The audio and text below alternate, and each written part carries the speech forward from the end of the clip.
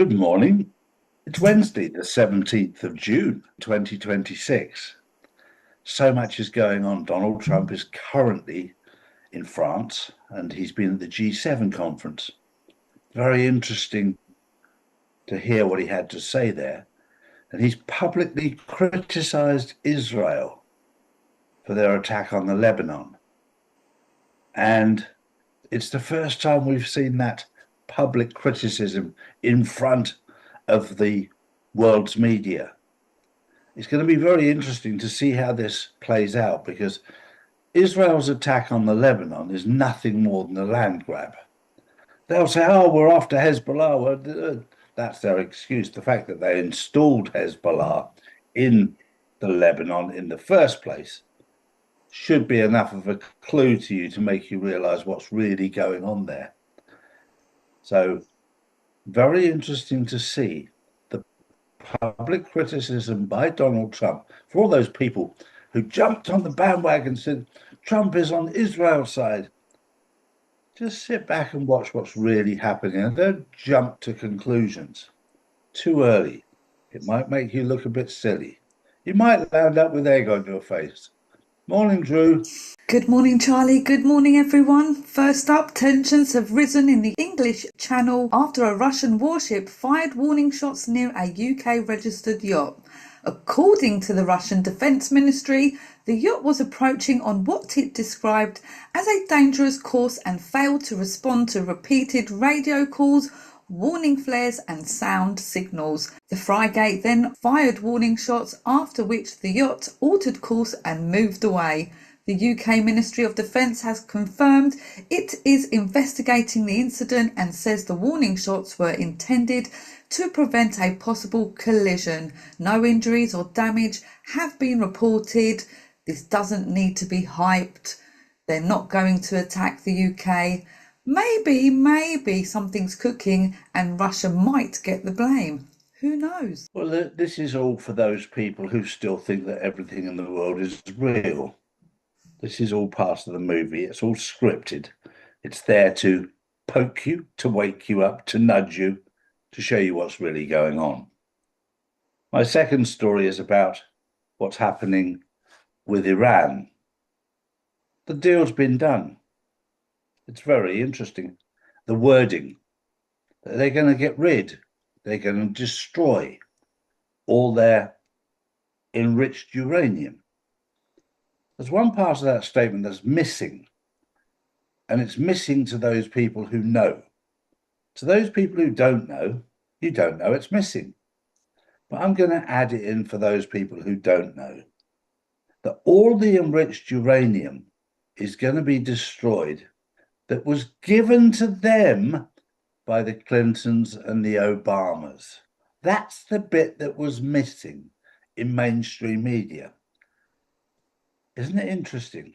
They installed it all there. They gave them the enriched uranium. They gave them the money to do what they wanted to do with it. And now they've agreed to have it all destroyed by the good guys. And it's not just the good guys of America. It's the good guys in Iran that want to get rid of it as well. Because it was the old establishment and the old United States corporation establishment that installed it in the first place.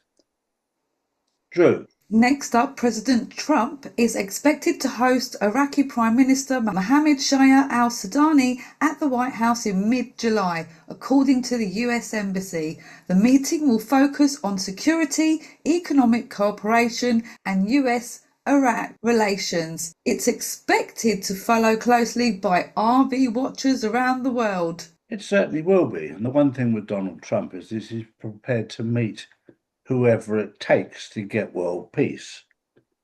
Remember, people like Iraq, North Korea, they're nowhere near as dangerous and as well armed as the deep state, which is Washington, D.C., the Vatican, and the City of London. That's why Donald Trump is in power, to dismantle them. So a meeting with Iraq, North Korea, that's a walk in the park for Trump, and he enjoys it. The danger's right in front of him, and he's actually thriving on it and enjoying it and participating in it.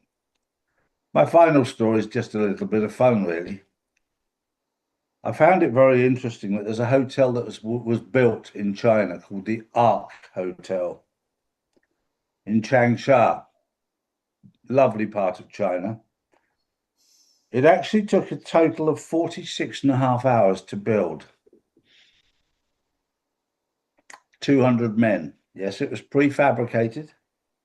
Yes, it was modular. But it was fully operational in 6 days, from start to finish, from planning to occupation, 6 days.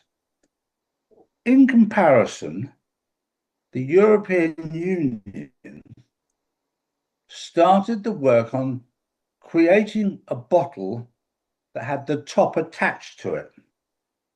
5 years later, they had managed to achieve a bottle with a top that was attached that wouldn't fall off. Well done, Europe. Well done, China. I'll leave you with that thought. That was the news on the 17th of June, 2026. Have a good day. We'll see you tonight on the Insiders Club. Don't miss it. Bye-bye for now. Bye-bye. So if you want to know the truth, come to charlieward.com and see real news daily. And join the Insiders Club, which is live on Wednesdays and Saturdays. Global tensions are rising, markets are unstable, and currencies keep losing value. While governments print more money, smart investors are moving into physical gold and silver, assets that have protected wealth for centuries. That's why more people are turning to Charlie's Gold to secure their future before the next financial shakeup hits. Don't leave your wealth exposed. Own something real. Own gold and silver. Visit charlies.gold today.